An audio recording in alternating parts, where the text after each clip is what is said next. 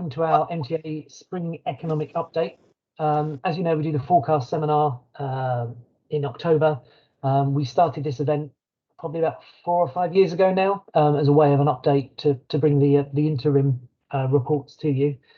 So today we've only got one speaker, who is Jeff Noon from the MTA, who I'm going to hand over to in a moment.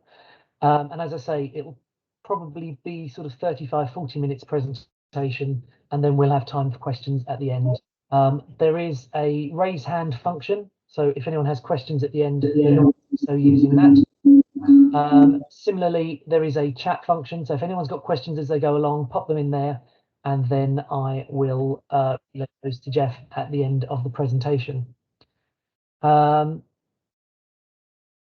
without further ado, I will now hand you over to Jeff, who will take us through this morning's presentation. So Jeff, when you're ready, over to you.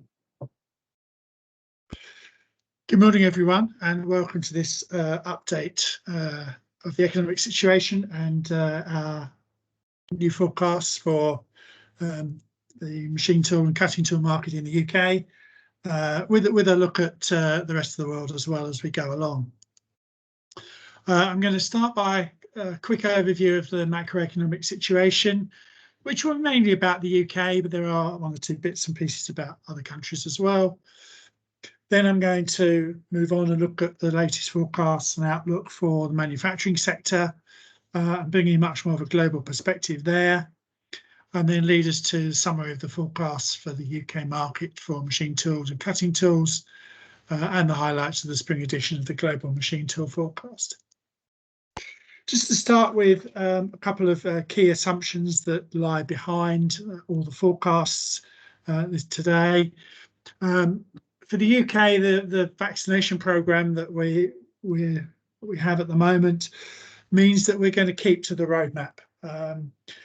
Just someone who doesn't live in England, just a little note that, of course, the government's roadmap is for England, and the different national devolved authorities have slightly different plans, but nonetheless, that's all leading to a strong consumer rebound in the middle of this year, middle of 2021. So the UK economy as a whole looks quite good. Globally, the industrial sector has helped to drive a stronger than expected upturn in the second half of last year, but then the vaccine rollout situation comes into play in the assumptions behind the forecasts. I'm not going to say very much at all about Brexit, but except to note that, of course, that the uncertainty that we saw 6 months ago, will we have a deal, won't we have a deal, has largely gone, although it's quite clear that we don't have an ideal outcome. This was a slide that Andy Goodwin used at our forecast seminar last October, and you can see at the time we were choosing between the last two columns on this chart. We ended up with the second worst option, rather than with a trade deal, although it can be argued that trade deal was pretty thin, and we're probably actually somewhere between the two in terms of the impact it'll have on GDP. Don't get too hung up on the exact numbers here. It's more to emphasise that the scenario that we've ended up with was clearly the worst of those scenarios. Well, the UK was one of the worst hit economies by COVID-19. It's partly bad luck, as we'll see in a moment. You can see here the UK pretty much at the top of this chart. Only Spain and Greece had a bigger downturn in their GDP between the fourth quarter of 2019 and the fourth quarter of 2020. It's not quite the same thing as looking at the year. So although it's a comparison over 12 months, it's not quite the same GDP change as the annual changes for 2019 and 2020. Spain and Greece, of course, along with Italy, which was just below the UK, and Portugal as well, notably tourism-related economies, apart from arguably the UK is a bit as well, but not quite the same as Spain, Greece, Italy and Portugal are. So there's, why is the UK done so badly? There's a variety of reasons. The UK did take a slightly different approach to measuring output of some service activities like health and education, which actually worsened the impact of the outbreak. And that's not the whole story; it's part of the story. But the UK also had a longer initial lockdown than many other economies, and then there's our element of bad luck coming into play. Now, we don't talk much about consumers in MTA forecasts because they're 2 or 3 steps away from us in the process, but it does have an important bearing on the economy. If you look at the economic impact of the coronavirus outbreak, clearly the service sector has been more seriously affected than almost any other recession in history, not just in the UK, globally. But services is a diverse sector, and sharpest elements of downturn in service sectors were in the customer contact elements of the services. So, for example, spending on non-durable goods, consumer goods like food and things like that, actually increased during the coronavirus outbreak, partly because we weren't going out and eating in restaurants, so more people were having to eat at home, cook at home, and so on. So food sales actually went up in the same way that services in restaurants and so on went down quite sharply. Now you can see from this chart that in comparison with those other 4 European economies that we have there, the UK has a relatively small non-durable consumer goods sector, which is the gold coloured bars, and a relatively larger services, restaurants, hospitality, and the arts is also in there sector than those other economies. It's also true that it has a slightly larger semi-durable sector, which is things like clothing, a lot of which went online. But nonetheless, this smaller non-durable sector, food and drink, which increased, means the UK got less of a gain from that and took more of a hit from the sharp fall in services and restaurants. So it's the structure of the economy is also part of the reason why we saw the larger fall in GDP than some of our neighbours. Now, there's a question about, are we going to see a double dip recession? Well, the UK looks likely to avoid that, and here's why. This is the GDP data going back to 2010. Just a couple of things to note, a bit of a sideline really. The UK managed to avoid a recession in 2012. A recession, remember, is 2 negative quarters of growth.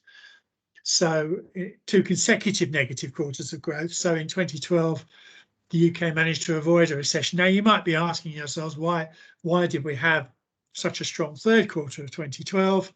One word, 5 rings, Olympics. So you can see that part of the story in this chart. The other thing in this chart is that the end of 2019, actually, the UK economy was quite weak. Remember, this is really before we see any impact from coronavirus. We barely had any growth in the fourth quarter of 2019, but it is just positive if you go to 2 decimal places. So in 2020, we had the 2 quarters, first and second quarter, and I've put the second quarter and the third quarter off the charts with a note of where they are, simply so you can see all the other movements going on. But the end of the of 2020 in Q4 was very positive in the UK. That growth rate that you see there, 1.3%. Now it doesn't look particularly great compared to 16.1 in the previous quarter, but that's really the correction going on. The growth rate, quarter-on-quarter growth rate of 1.3% in the fourth quarter of 2020 is actually, ignoring the previous quarter, is actually the fastest growth rate since the end of 2005. So it's a faster growth rate than we saw at any point during the recovery from the global financial crisis. It's almost inevitable, however, that the first quarter of 21 will be a negative quarter. But the UK had a positive end to 2020, so we won't see a double dip recession, if you like. That's not necessarily true of some of our neighbours. If we look at this chart, all the economies on this chart grew in the third quarter of 2020. So this chart shows you growth rates in European Union countries for the fourth quarter of 2020. And therefore, any of those which had a decline in the fourth quarter of 2020 are likely, by the time we add on the decline in the first quarter of 2021, to also see a double dip recession. So all of the countries at the left-hand side of this chart, from Ireland through to the Netherlands, unless Netherlands, Belgium, Sweden, you may get revisions that take the fourth quarter as positive territory, but broadly, we can expect those countries to see a double dip recession as we go through 2021, the start of 2021. It's worth noting, incidentally, that Bulgaria, Greece and Romania actually grew at the start of 2020, so they've only ever had one negative quarter at a time anyway. So technically those three countries didn't have a recession at all, although that's not the case when you look at GDP for the year as a whole, which is what we do here. It is slightly out of order, but just to give you the background, if you like, to the macroeconomic picture for the rest of the world. You can see here that China, in fact, you can see me highlighting it here, China actually grew in 2020, not necessarily in every quarter, but over the year as a whole. China actually grew, the economy still grew in 2020. Fairly unusual occurrence, but it was joined in that small club by both Taiwan and Turkey, which both saw a growth in their economies for the year as a whole. The other thing really to point out in this chart is to look at 2021, and you can see there that everybody grows again in 2021, starts to recover from the recession. Only the USA, with growth of 7% forecast for 2021, and India with growth of 11.8% forecast for 2021, will, obviously excluding China, which didn't see a fall last year, but of those that saw economies contract in 2020, only those two countries will have a recovery in 2021 that completely outweighs their downturn in 2020. And just to finish off our look at the economies, sorry, I've lost my mouse. There we go. So we expect the UK economy, as I say, to have a negative first quarter of 2021, but then to rebound quite strongly, particularly in the second quarter, but also through the third and the fourth quarters. You can see there that even the fourth quarter forecast is still one of the strongest quarter-on-quarter growth rates for some time. Bearing in mind, of course, that we don't end up the year above where we were in 2019. So why are we optimistic about the UK economy at the macro level, at least? While the vaccination programme should allow a reduction in social distancing, indeed we're already seeing that from this current quarter, and you can see here that the UK is well ahead of most of the rest of the world. Israel's not in this chart, which would knock us into second place, but with one or two small economy exceptions, the UK is one of the leaders in terms of vaccines, as is the US. So you have quite a strong vaccination program in the US, almost in spite of its previous president's view of the COVID outbreak. And then you've got the bunch of European countries, Germany, Italy and France, which are in the G7, and Canada, all at about the same level. It's a bit difficult to see, there are actually 4 lines in the middle there. And then Japan, significantly behind the rest of the world, at least behind the G7 countries in its vaccination program, which for those of you who are interested in the Olympic Games has got to be a bit of a concern, but we'll pass over that.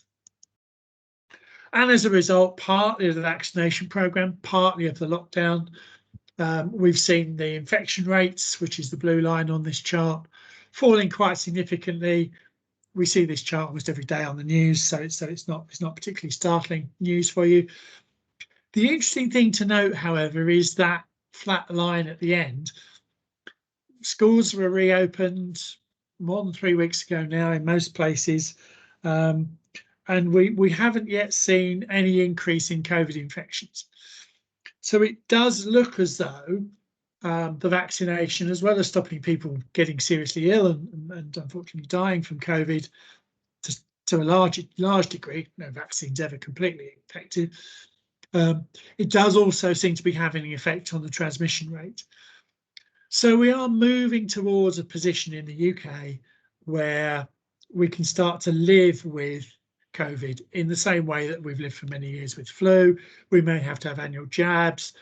Yes, there will be some people who get seriously ill, and unfortunately some who die. But we got to the state with flu that we barely didn't notice that, although actually quite a lot of people used to die most years from the flu campaigns. Now the case numbers of COVID are high in some other countries. There's rather too many countries on this chart for my liking, but I didn't write it, so it's a bit difficult to edit. But you can see that there's a range of case numbers in across Europe. So not everyone is in the same situation. Other reasons for optimism about the UK economy as a whole. Well, households have built up substantial savings during lockdowns. I'm not going to say too much about that, but the estimate by Oxford Economics was about 10% of normal consumer spending has actually been saved. So there's a large element in the forecast assumptions for the economy as a whole, that some of that will get unwound, and you'll see something of a consumer boom as we go through this year, and that will drive up economic activity as a whole. And unemployment has remained relatively low, particularly given the shock we've seen to the economy. Yes, it's risen slightly, and actually the forecast is that unemployment will rise a bit further, probably towards near 6%, as the furlough schemes, once that is brought to an end, which all things being equal otherwise, is likely to be around as we get into the autumn of this year. That scheme will come to an end. You'll see a rise of unemployment at that point, but not to the sorts of levels that you can see from previous recessions that are shaded areas on this chart. Note also that unemployment tends to lag behind economic activity as well. So that's coming down the line, but not nearly as bad as we've seen in previous recessions. Another known unknown, if you like, is the extent of permanent scarring to the economy, but that's quite difficult to assess. We're going to need a bit more data before we start to see how that is playing out. That then is the sort of macroeconomic background, really quite positive, particularly for the UK economy, although not a complete recovery, at least this year, unless you're in America or India. So we move on to the industry picture, starting to drill down a bit closer to our own industry.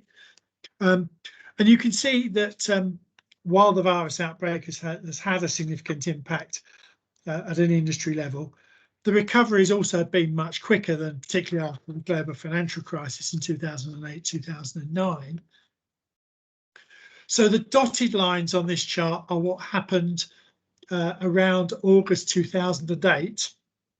So that's not actually a date on the bottom axis, but if you put August 2008 instead of January 2020, that covers the dotted lines, and then the solid lines are the current pandemic crisis, centered around January 2020 as the kind of pre-pandemic point, if you like. And you can see here that industrial production, while it fell more than it did during the global financial crisis, both in terms of depth and speed of decline, the recovery phase has been both quicker and more complete. So if you look at the Eurozone as a whole, which is the red line, in fact that got back to its pre-pandemic peak in January 2021. it did just then dip back a bit in February, but there are various reasons behind that. Germany not quite as good, not quite there yet, back at its pre-pandemic level, but nonetheless much better than really during the global financial crisis, and certainly much quicker. So the recovery in industry is well ahead of previous recessions, and actually is also ahead of the rest of the economy. So just comparing the Eurozone Purchasing Managers Index for manufacturing and services, I don't know how clearly you can see this chart, but if you focus on the grey shading, the grey shading is services minus manufacturing. And you can see there aren't many occasions when the manufacturing PMI, the red line, was ahead of the services PMI, which is the blue line. There aren't many occasions when that shading is below that zero axis on the right hand side, except quite notably in the current cycle. So both manufacturing and services had an immediate bounce immediately after the impact of the pandemic, but then services very much tailed off through the second half of 2020 and into 2021, whereas industry got back above the 50 level into much more positive territory, and indeed has been running at quite high levels through 2021, particularly in the last couple of months. This is a confidence indicator that the European Commission produces. Again, really just to emphasise the point that industry, which is the red line, and indeed construction, which is the grey one, but industry is very much leading the consumers and the retail and the services sectors in terms of recovery and confidence. Only industry and construction, for example, are above their long-term average, which is the key indicator in this particular chart. And then the same survey also produces information for some of those sectors on the business situation over the past 3 months, which is the left-hand chart on this screen. Again, not spectacularly so, but the industry indicator is back above its long-term average. It's the only one that is. Construction's just got there in the latest data. I should say the latest data. This data, the April figures for this will be out tomorrow.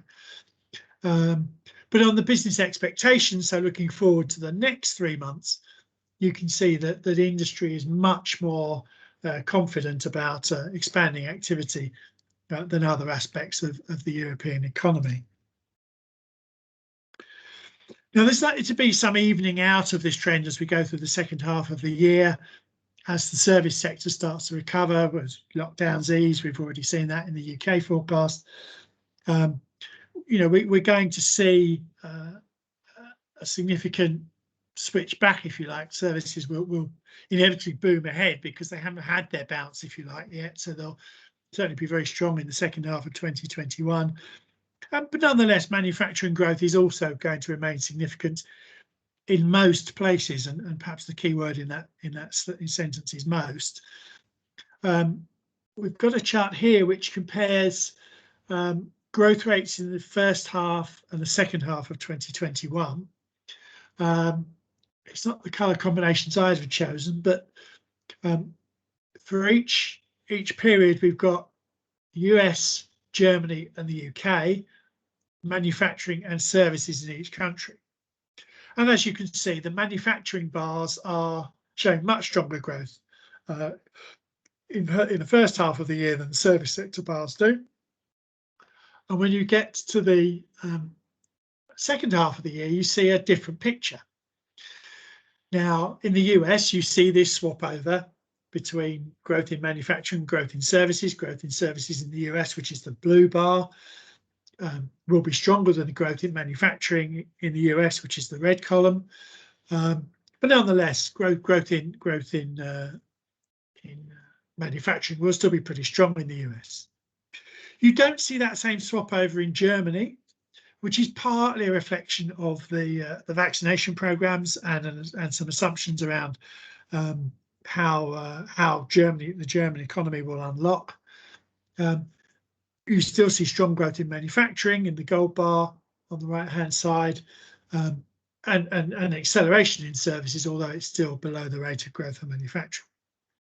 For the UK, you see that same swap over that you see in the US, but on a much bigger scale. So we expect manufacturing growth to be very much concentrated in the first half of 2021, with a little bit still going on in the second half of the year. And that's quite an important thing to bear in mind as we go through these forecasts. There are various reasons for that, part of which is actually that UK manufacturing's been a bit ahead of everybody else in terms of its recovery already. So it's got less scope to grow rapidly as we get to the second half of the year. But that's not the whole story, as we'll see in a minute. Spreading out across the world and having a quick look at what's going on in the industrial and manufacturing sectors around the world. There's already been a strong industrial recovery in China. And again, China is like the US, is like to see a more balanced growth rate through 2021. The recovery in China is slightly different to other countries there because the government support during the coronavirus crisis has been much more on supporting manufacturing and well, infrastructure investment mainly. And this was something that was largely done through the regional governments within China. But the support for that is easing already in China, is going to fall further in 2021. So that will help drive this rebalancing, and you'll start to see in this chart represented by retail sales picking up more as we go through 2021.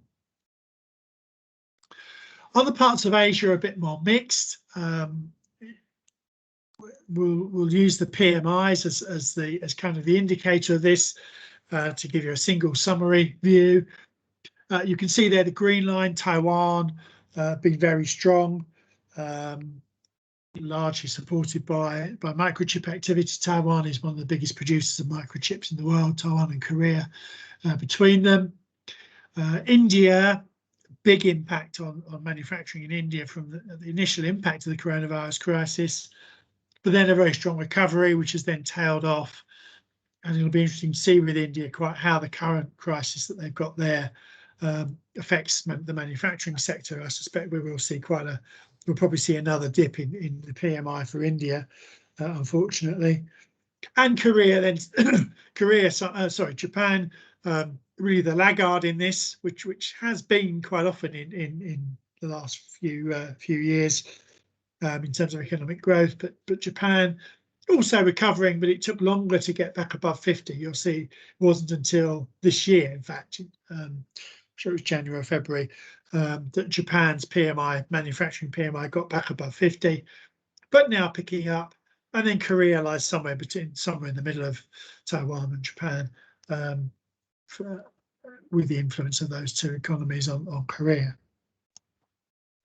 And in the US, the American Rescue Plan will boost GDP and support investment.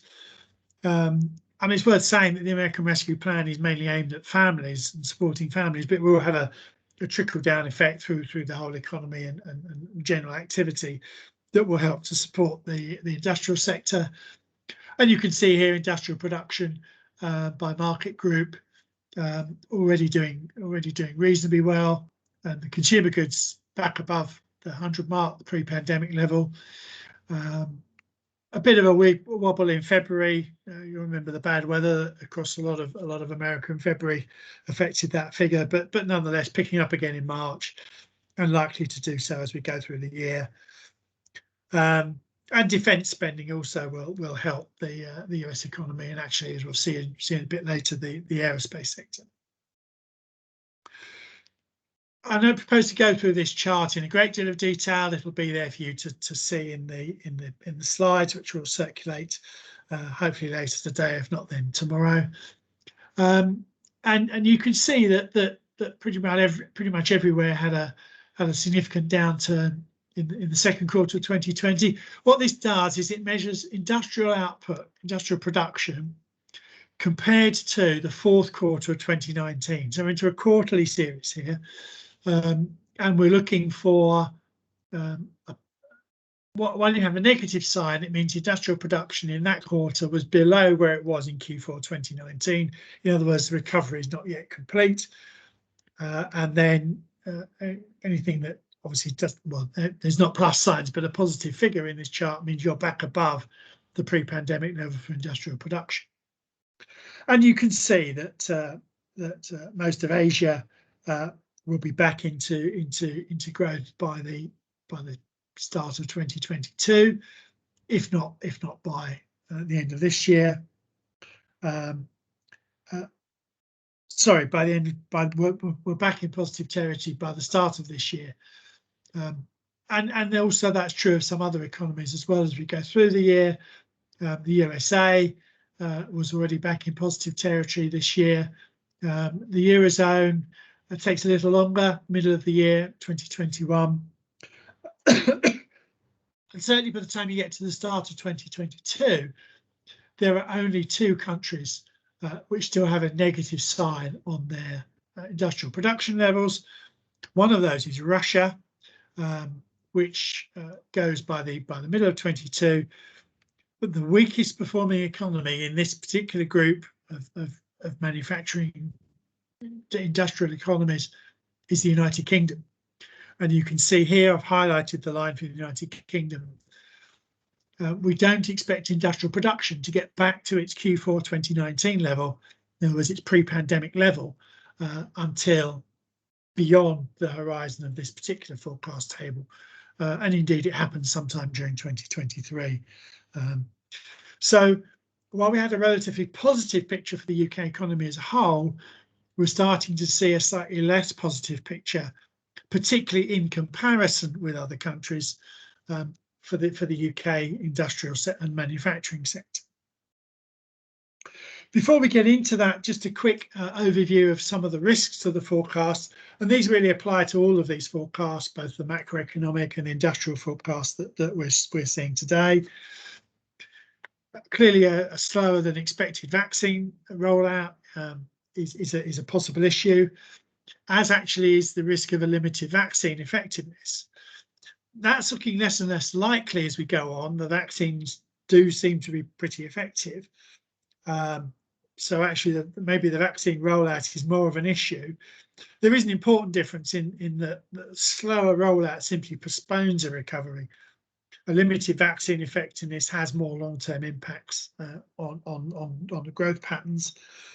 Other risks, well, we could see a more rapid upturn from the vaccine programs, particularly if some of the rest of the world starts to catch up to the sorts of levels that we're seeing in the UK and the US.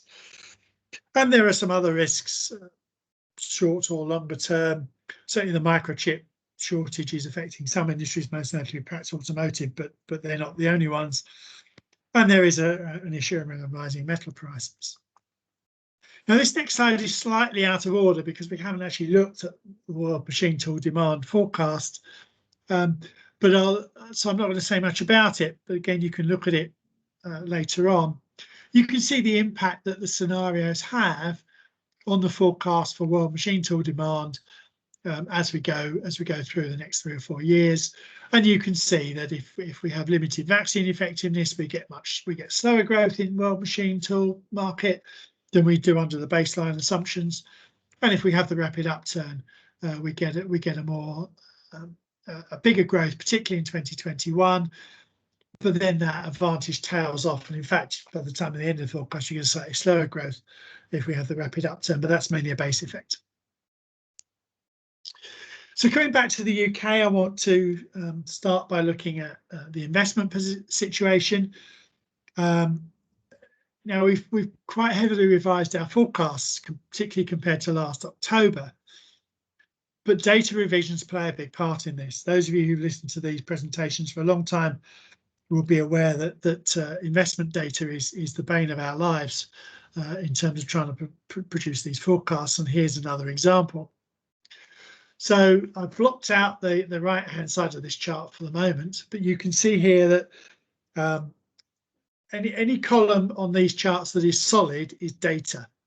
Any column that is white, filled, or shaded in the case of the 2019 forecast from a year ago That's partial data. So we've got a bit of data, but not all of it. You can see here that since last October, there's been a significant revision to the investment data at the detailed industry level. And actually, it goes back to 2017. So we had much smaller growth. In fact, the growth of 15% has almost been wiped out in 2017. You then get a bit of growth in 2018, simply because you're comparing with a smaller number. But also the data for 2019 has also been revised, has actually been revised up as well. So we've gone from being -5% in 2019 to minus a fraction in 2019. When we add to this what we know about 2020 already, what you see is a much smaller decrease in investment in 2020.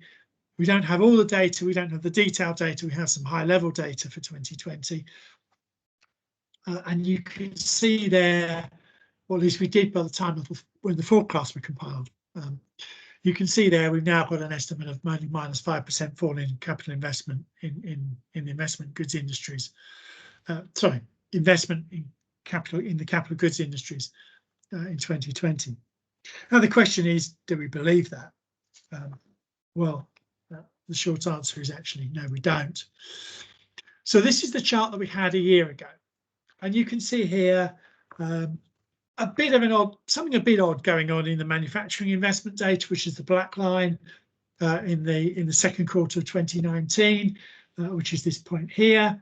But we expected that to be revised. We've long history of revisions going on in the data. And then we saw a sharp fall in investment, both for manufacturing as a whole and for the engineering and vehicles sector. Just to say, engineering and vehicles is about half of total manufacturing investment, so it's a very important part of it. A sharp fall in the first quarter of 2021. Now, perhaps in retrospect, we should have been a bit more suspicious about that because it came in the first quarter. And most of the first quarter, although coronavirus was happening, it was happening elsewhere for most of the first quarter. So perhaps we should have been a bit more suspicious about that data, but we weren't. And we couldn't be because it's the only data we had to drive that forecast of a strong decline in investment in 2020 that we saw on the previous chart.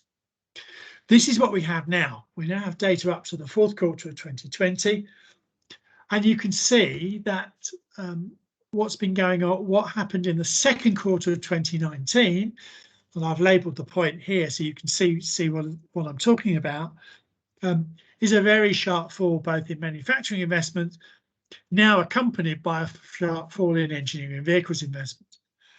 Now that then recovers as you go through the year, and actually, as we've seen overall for 2019, the data is not that different. What it does, however, mean though is that when you come to look at 2020, you don't see such a big fall in investment for the year as a whole. The second quarter of 2020, if the data is to be believed, which incidentally is now where the investment data falls most, is in the second quarter of 2020, where it should be. But those levels, both for manufacturing as a whole and for engineering and vehicles, were actually higher than in the second quarter of 2019. So what the data is telling us, and why we don't believe it, is that at the height of the COVID pandemic, investment was actually higher than it was a year earlier. The problem is that that's the data that we have in order to make our forecasts. So based on that figure, we now expect a much smaller fall in investment during 2021 than we did at the time of the forecast last October, and indeed the time of the forecast a year ago. So the forecasts we made a year ago are in black, forecasts from last October are in blue, and the current forecast, which is the one you need to focus on, is in red. So we now only expect a modest increase in investment in 2021, partly because of the way the model is working from year to year, and because we didn't see much of a fall in 2020.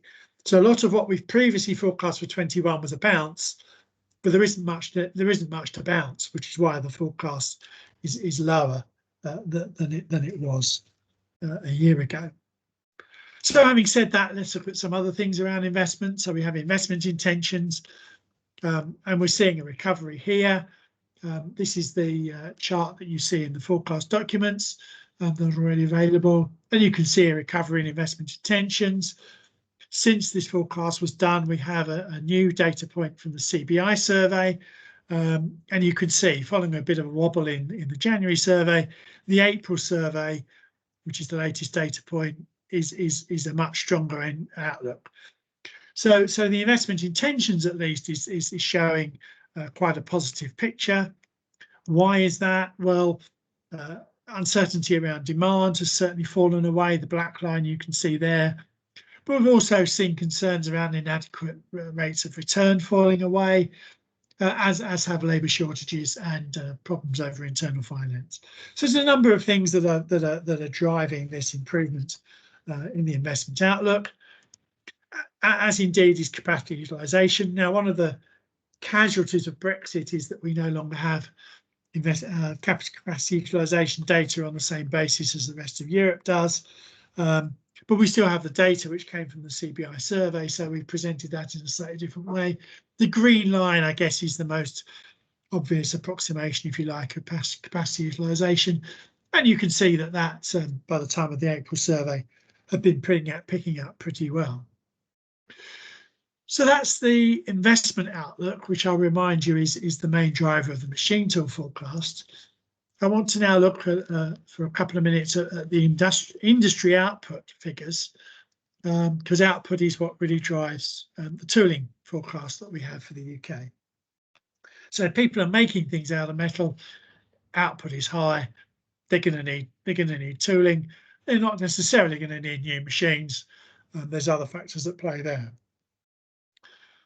So this is the high-level picture. And I've only included a comparison with the previous forecast here, not a year ago as well. So to total manufacturing, you can see there have been some slight adjustments. It turned out a little bit better in 2020 than we thought last October, and of course the year wasn't complete. But we now think there'll be a slightly less quick recovery in 2021, although we've actually edged up the forecast for 2022. And you see a similar pattern for the investment goods sector. Broadly a third of manufacturing in terms of output. You can see a similar picture, not quite as affected, a much bigger fall in output than you saw for total manufacturing, but nonetheless not much difference in terms of the data and the forecasts. And at the industry forecast level, there have been a number of adjustments, a little bit more revision to the history here. Dropped 2018 off because there's too many columns otherwise. But you can see probably the biggest changes to this forecast are in terms of the outcome for 2020. The machinery and automotive sectors turned out to be quite a bit less weak. Can't really use the term better. Quite a bit less weak than we expected. Pretty terrible nonetheless, but nonetheless not as bad as we'd expected. Whereas the metal products and the aerospace sectors, aerospace particularly, much weaker than we expected it to be 6 months ago in 2020.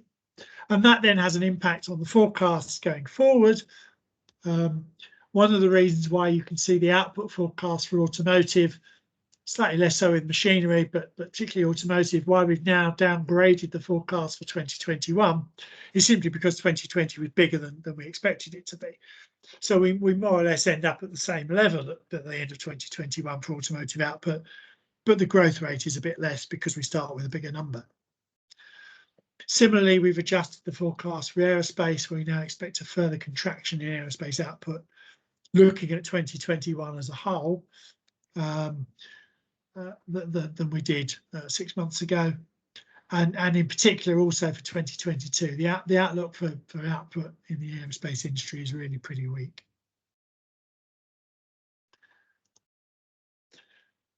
Evidence behind that, well, quick look at the manufacturing PMIs. Last Friday, they published the flash PMI for April, which is the dotted line right at the end of this, which, as you can see, was very high. In fact, it was the highest level since July 1994. It has been exceeded, but not for a very long time. And it's being led by growth in new orders, which is what you would expect to see. You'd expect to see orders improve and then followed by sales and employment, the various other elements that make up the Purchasing Managers Index. Just a note of caution, those of you who've been reading the Friday Brief articles over the last few months, one of the elements of the Purchasing Managers Index is suppliers' delivery times, which is normally taken to be a good thing. So if suppliers' delivery times lengthen rather, that's taken to be a sign of activity increasing.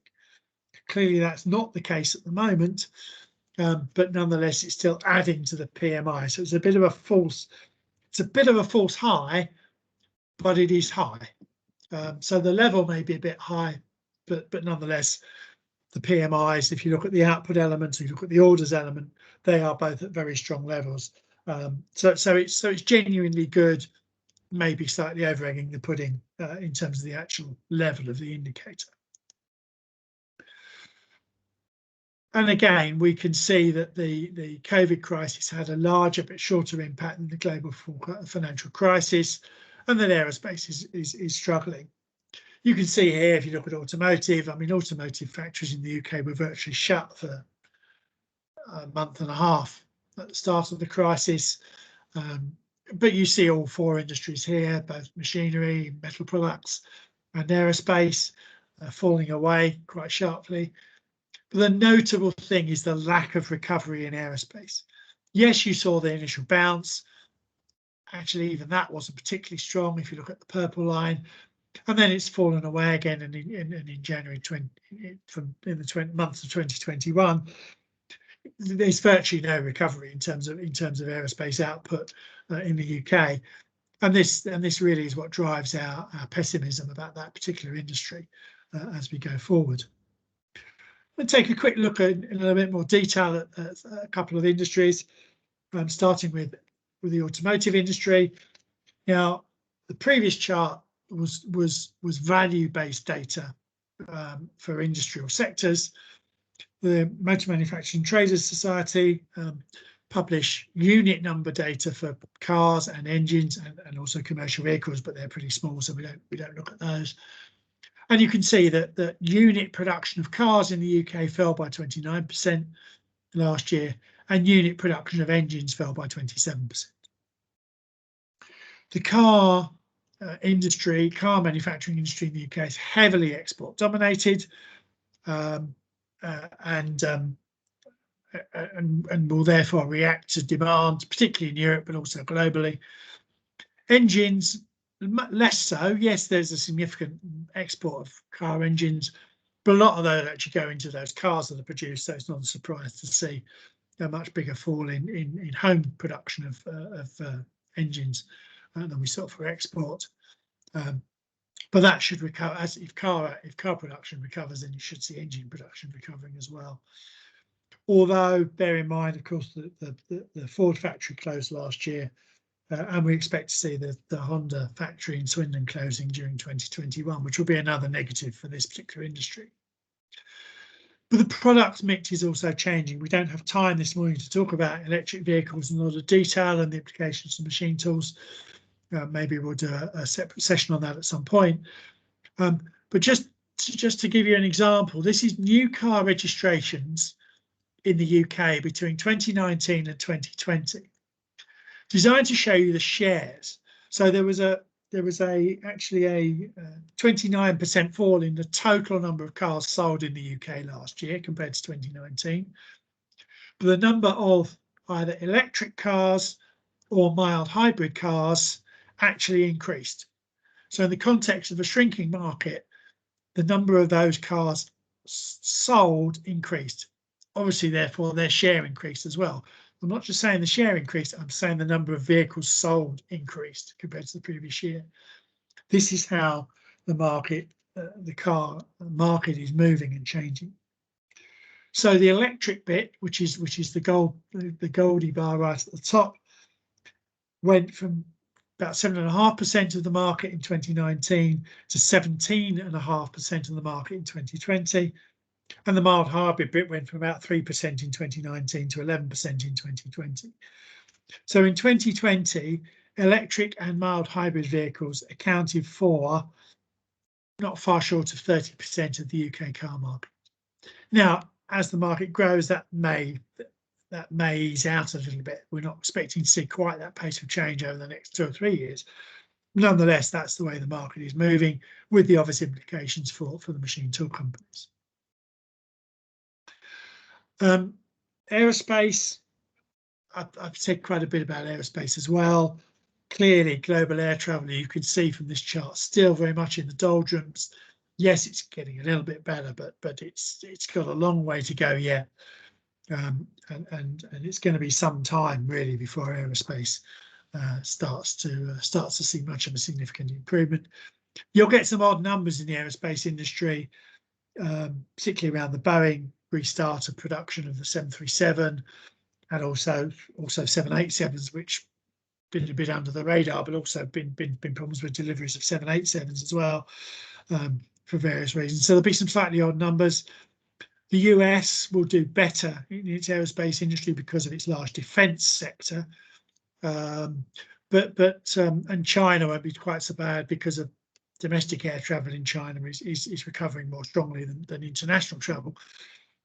So there'll be some odd things going on, but generally aerospace will be relatively weak for 2 or 3 years probably. And just to look at the machinery, or some people still call it mechanical engineering sector, heavily dependent on investment, export orientated, particularly in recent times, as we'll see from this, and therefore affected by issues such as the trade barriers and competitiveness that arise from the UK's departure from the European Union. Sorry, I over the slide too much there. So just looking at the left-hand side, you can see particularly from about the middle of 2016, there's actually no coincidence in that. That was when the Brexit referendum happened, and sterling, big change in sterling, boosted export competitiveness. The machinery industry clearly took advantage of that, and you can see exports, which is the blue line, moving well ahead of the domestic market for this, so UK sales by UK manufacturers in this sector. And then the overall market, which is the gold bars, significant negative territory in 2020, and still, in fact, falling year on year, even through to the end of the year. And the right-hand chart just breaks down those exports, and you can see really that it was the power generation element of machinery and equipment in particular. It's the biggest part of that sector, but also you can see the impact that it had on those export numbers. This brings me to our new forecasts for machine tool market and cutting tools, and I'll take you to the slide because it's probably slightly easier to look at it like that. You can see here that actually our forecasts for 2020 were very close. I have a saying that annoys my colleagues at Oxford Economics. If you get within 10% with your forecast, you're good. If you get within 5%, you're lucky. And last year we were lucky. We got very close, in fact, to the forecast for 2020 based on first half year data. And so we have machine tool market falling by just under 25% in 2020, cutting tool market falling by about 24%, 24% last year. We have an increase in 2021. We now expect the machine tool market to grow by about 6% this year, and then accelerating into 2022. So as things like investment just takes a bit longer to feed through. The super depreciation allowances that we've seen introduced will take a bit longer to feed through, and so we have stronger growth in machine tools in 22. Cutting tools is the other way around, about 8% next year, and then 6% in 2022. I'm not going to say much about the global machine tool forecast, not least because I've run out of time. these documents are all available and on our website, and these slides will be in the chart. Suffice it to say that the global machine demand is estimated to have fallen by about 17.5%, particularly measured in US dollar terms, which is what this particular chart uses. It's a bit different if you use all the national currencies, to a level that was below where it was in 2010. So not quite as far down as 2009, but about where it was in 2010. And then growth expected of about 15% in 2021, which then eases to about 7.5% in 2022. So you can see they're actually a slightly different pattern for machine tools globally than we have for the UK, which is where some of the UK specific factors have altered the pattern that we have in the UK. By 2022, machine tool demand, global machine tool market would be above the 2019 level, pre-pandemic, if you like, although not as high as it was in 2018. Even by the end of the forecast horizon in 2024, and then regionally we see some slightly different growth rates. Interesting, that fall we saw in 2019 was mostly Asia, mainly China, simply so big. And actually in Asia we saw less of a fall in 2020 because we'd seen quite a big fall in 2019. Interestingly, going on. That's all I've got in the presentation. I'm happy to take questions and answers, although if you want to know what's going to happen in the final episode of Line of Duty, you're going to have to ask the wee donkey. Jeff, thank you very much for that. As Jeff said, we have got time now for a few questions. So if anyone has got anything they would like to ask, there's the raise hand function. It doesn't work on all web browsers, so if you want to unmute yourself and kind of shout your name, feel free to do so. Or there's the chat function. Otherwise, as I say, a recording of this will be available after the event, and I will circulate that to everyone that was registered, along with the slides. We'll get those out as well. So I will hang on for a few minutes just while we wait for that. Whilst I'm waiting to see if there are any questions, Jeff mentioned there about electric vehicles and the changes in automotive manufacturing. If you're interested in the technologies that are going to be used in electric vehicles, we have a webinar next Thursday, the 6th, which is with the MTC and the Advanced Propulsion Centre. And details of that are on our website if you want to find out more about that. I'm just hanging fire. As I say, if anyone wants to unmute themselves and call out any questions. Otherwise, I will take that as read that we covered all we needed to. Jeff did. So thank you very much, Jeff. That's really appreciated. Thanks everyone for taking the time to join us today. We will be sending out a survey after this. If you can just take 2 minutes, it does help us just when planning future events. Otherwise, as I say, we will circulate the details later on. James, can I just add one other thing? Sorry, I meant to mention it during the presentation. Those of you who have downloaded, or indeed we sent it out with the email when the forecast documents were released, there's been an amendment to one of the tables in the MTA UK market forecast document. I didn't spot, it's my fault, I didn't spot it until I was preparing this presentation. But the sectoral output forecast, which I think is page 13 in that document, has been amended. The new version is on the website. So if you want to go down and download that, James, we might think about whether we send that out again. We'll talk about that afterwards. Sure. All right. I'll recirculate that link when we send out this presentation and details. Yeah. Good stuff. All right. Well, assuming there are no questions, I will take this opportunity once again to say thank you to Jeff and thank you to all attending, and wish you all a very pleasant rest of Wednesday. Many thanks. Thank you very much. Thank you. Thank you. Thanks a lot. Cheers. Cheers, James.